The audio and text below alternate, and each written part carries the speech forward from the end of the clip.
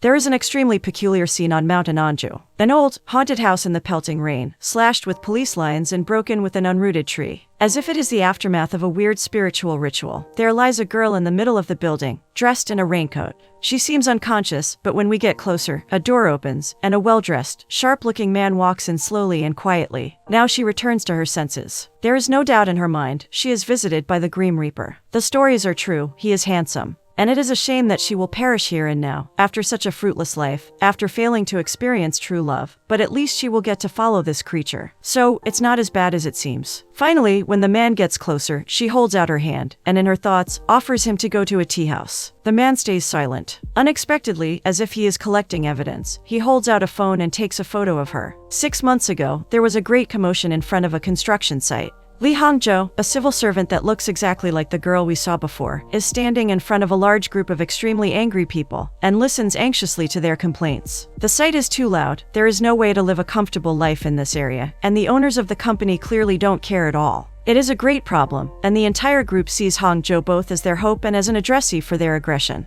She tries her best to explain to them that the construction company unfortunately isn't breaking any laws, so there is practically no chance of resolving their problem. And so the group becomes even more hostile. In an instant, one man takes the responsibility of a leader and ignites this enraged group to storm the site. A group of construction workers come near, and poor Hongzhou is jammed in the middle of this mess. Meanwhile, one man looks extremely nervous, but clearly not because of the commotion on the ground. Soon, a loud bang ends the chaos abruptly, and people gather around to see a construction worker that has fallen from the 4th floor. He couldn't survive the fall. Now, we flash through time and get to the present again. In his office, a young, sharp-looking man, just like the one we saw before in the first dreamlike scene, is sitting in his office at night, looking at the pictures of the incident we described earlier. His name is Shinyu, and it seems like he is a lawyer. Suddenly, the room gets unusually chilly. The lamp starts twinkling, and the water in his cup starts to freeze. The surface of the desk gets covered with a thin layer of ice, as a red hand comes out of it and grabs his hand. Slowly it starts creeping its way upward, until it touches his cheek, and as the face of Shinyu remains strangely calm, we understand that this isn't the first time something as peculiar as this has happened to him.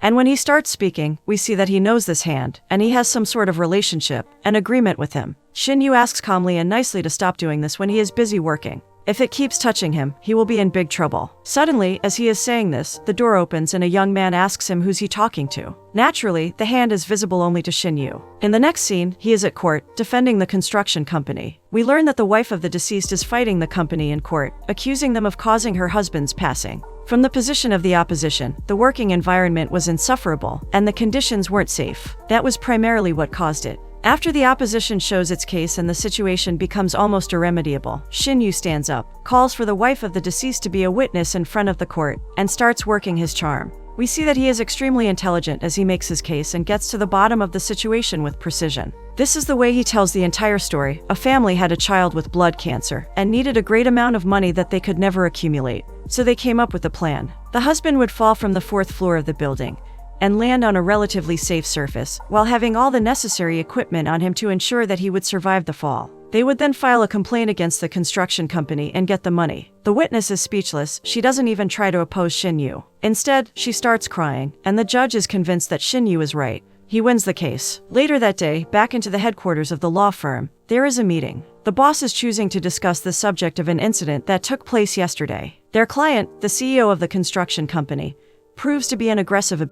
First, he attempts to abuse the girl when one of the representatives of the law firm interrupts politely, and even cowardly. The CEO then attacks this man, after which Shinyu stops him calmly but firmly, and threatens him with a lawsuit. The boss says that they cannot talk to their main clients like that, but Shinyu still suggests they do something about it. They might offer this client some new conditions. In the next scene, Hongzhou is working with her partner, taking care of a complaint. In a pond at a local park, there are some fish floating around. The partner urges them to call somebody and let the appropriate services take care of the situation, but Hongzhou prefers to resolve it now. She gets into the pond, and as her partner cringes from disgust, takes the fish out, explaining in much detail what might have taken place. The expression on her co-worker's face clearly suggests that she has had enough. If Hongzhou continues to work like this, she will never be promoted. Later that day, she complains to her boss about it, saying that she cannot stand working with Hongzhou, and soon her demand is satisfied. However, not in the way she expected. Hongzhou is promoted. She will continue working in the city hall. Hongzhou is surprised. Her dream is coming true, but suddenly, her face changes as she remembers something. A man named Gong is working there, and he has threatened her in the past. Hangzhou is doomed. Later that night, she fights the desperation. She might not be put in his team, so right now, there isn't really a reason for her to be upset in advance. She reassures herself, but then she looks up and sees something ominous. The moon is dark red, and a raven cutting its lengths make the sight that much gloomier. Now we get to see the haunted house for the second time in the movie. A vlogger makes his way towards the house and talks to his audience. It seems like he makes horror content, visiting bone-chilling places. He whispers that this house once belonged to an extremely skilled shaman. The first thing he sees when walking inside is a cutting blade, and we immediately get a feeling that one should watch one step when walking in this place. When the vlogger enters the home, something strolls across the room behind him, and this immediately freaks him out. The same thing happens again, and once the man is convinced that this area is truly haunted, he comes out of the house, walking backwards towards the gate. But this results in an accident, and he falls on the ground with a cold slashing noise. The house goes silent again. The next morning, Hangzhou walks into her new workplace, anticipating the worst. She is terribly stressed, and all her fears come true when she sees Mr. Gong looking straight at her, with an eye full of mockery and contempt. It is really interesting what could cause this kind of bitterness in him. Hangzhou is stunned. She would give anything to be someplace else right now, but there is no time to be petrified in front of him. She approaches and greets him, trying to stay calm, but her face is blushing, and Gong catches it immediately. He gets a chance to humiliate her, so he points it out right away. The fact that out of all the departments, this is the one she's sent to, must be the reason for her stress. He is strangely open about it, but assures her almost kindly that the hostility between them is long forgotten. And so, Hangzhou's pounding heart is soothed, and she sits at her desk with a renewed energy. The team leader is on a vacation though, and she has nobody to introduce her to the work. She takes a manual, and immediately gets overwhelmed by the responsibilities listed. She has to ask somebody, so she addresses her new co-worker, Sae Byul, and asks her about it. This woman, however, proves to be a terrible human being. She immediately remarks that Hangzhou doesn't like the way labor is distributed. This is exactly what Gong wanted, as it seems. He deliberately gave Hangzhou too much work, and now he will be waiting for every opportunity to humiliate her. Hangzhou struggles to get accepted in the group, so she eats alone that afternoon. Suddenly she sees a sharply dressed man walking on the street in front of her, as some girls right beside her talk non-stop about him. Hangzhou can understand those girls. She gets mesmerized by him, and when the man looks her straight in the eye, she drops her head rapidly into her food to avoid eye contact. Not all the departments are filled with despicable persons, it seems. That evening, Shinyu is looking at the city from his office when the light starts shimmering again. Soon a hand appears on his body once more, creeping its way towards his head. And this time, Shinyu doesn't make it go away. But soon, the smell of blood makes his feet wobbly. He struggles to maintain his balance and ends up on the floor. In the next scene, the parents of the vlogger are standing in Hangzhou's office, screaming at Mr. Gong. The latter is standing in front of them like a child, apologizing repeatedly. The parents are enraged. They've filed a complaint about that haunted house dozens of times, but to no avail. They need to see it demolished now. Gong tries to make them go away by saying that another department oversees destroying certain structures, but the parents are not deceived that easily. The father soon has enough and gets aggressive physically. Hangzhou watches this chaotic scene, and an idea starts roaming in her head. Now she has a chance to win Mr. Gong's respect. Finally, she steps up and says that she will take care of the house. It is near a trail that belongs to the park, and she is in charge of that area. The sky becomes dark quickly, and a heavy rain starts pelting as Hangzhou and her co-worker drive up the trail. The latter, however, isn't willing to follow her all the way, so she gives her a raincoat and drops her off in the middle of nowhere. And so, Hangzhou is forced to walk alone into the wild, not even knowing exactly where the haunted house is. Finally, she gets to the gate and walks inside, trying to catch her breath. The place truly is perilous. Slowly and carefully, with extremely heightened senses, she enters the shrine and sees a statuette of a woman in front of her. And when Hangzhou notices the paint, resembling blood, dripping from the left eye of the woman, she hears a voice. It's as if it's coming from the walls, and it asks Hangzhou where she has been. Naturally, she gets immediately terrified, and turns around to slowly leave the place. But from a ruptured wall, she sees a face of a man standing in the next room. She screams from fear, stumbles back, and temporarily loses consciousness. And so, we are back where we started. Shinyu says nothing to Hangzhou. In the next scene, the latter is woken up by her co-worker. She scolds Hangzhou who, almost in a dreamlike state, insists that she saw a grim reaper. Then a thunder rumbles in the sky, and her co-worker is so terrified that she runs away. The next day, we learn a little bit more about Shinyu's family. He walks in a funeral of his relative, as the voices murmur and say that the afterlife is too close to a relative for this family. Shinyu's father is the only one whose family didn't fade out completely. Over the table, the latter scolds Shinyu, his oldest son, for not managing the shrine on Mount Anju.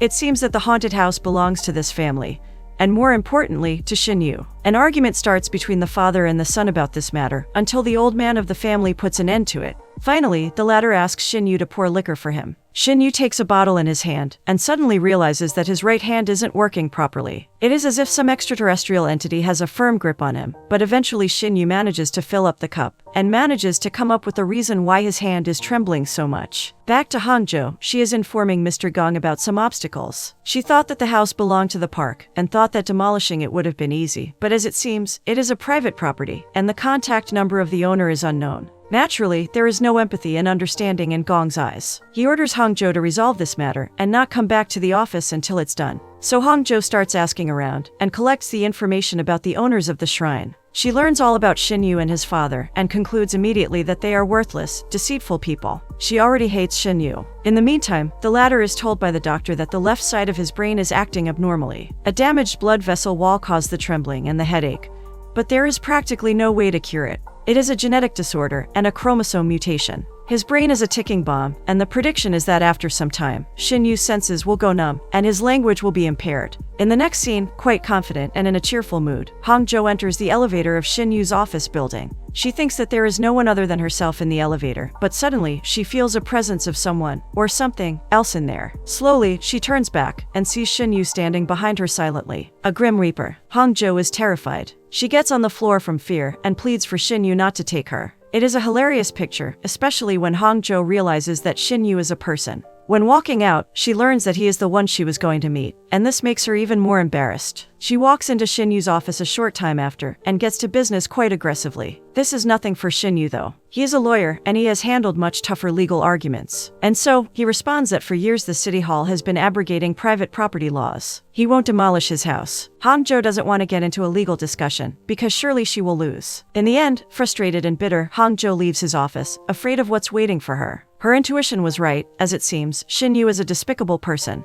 He even mentions something that Hangzhou said back in the shrine. While being in a half-conscious state, she thought that she said it in her thoughts only, but it seems she was talking out loud. In short, Hangzhou is angry and embarrassed. When she approaches her building, however, all those feelings fade away, as she sees the man that got her attention on the first day. The man that walked by when she was eating. His name is Hakyong, and there is a protest against him in front of the building. Suddenly, Hangzhou sees one of the protesters getting too near him, with a water bottle in his hand. It is obvious that this man is about to assault him. Out of nowhere, however, Hangzhou stands between them and covers Hakyong. The protester is surprised and ashamed. Hakyong is astonished too, but before he can say anything to Hangzhou, the latter darts away. That afternoon, Hangzhou is screamed at by Gong. She doesn't stand up for herself. With a lowered head, she quickly leaves the office again to get the house demolished. The pressure on her shoulders is too high. In the next scene, we are introduced to Shinyu's girlfriend, and have a closer look at Shinyu's personal life. The girl is frustrated, since her boyfriend seems more and more distant. He never tells her the important stuff. For a moment, it seems like Shinyu is about to tell her about his disease, but once the girl's frustration fades away as quickly as it came and she starts talking about ordinary stuff again, Shinyu changes his mind.